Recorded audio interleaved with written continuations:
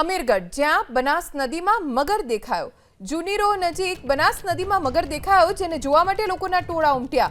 બનાસ નદીમાં મગર દેખાવાની ઘટના બનતા આસપાસથી જેવી લોકોને જાણ થઈ, તાત્કાલિક લોકો મગરને જોવા માટે દોડી આવ્યા।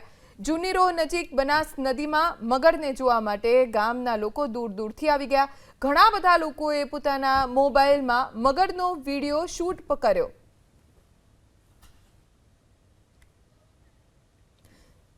सामान्य रीते वडोदरानी आसपास मगर देखावानी घटना सामान्य बनी गई है, पण बनासकांठामां अमीरगढ़ पासे बनास नदी में मगर देखाता लोको मगरने जोवा माटे दौड़ी आव्या।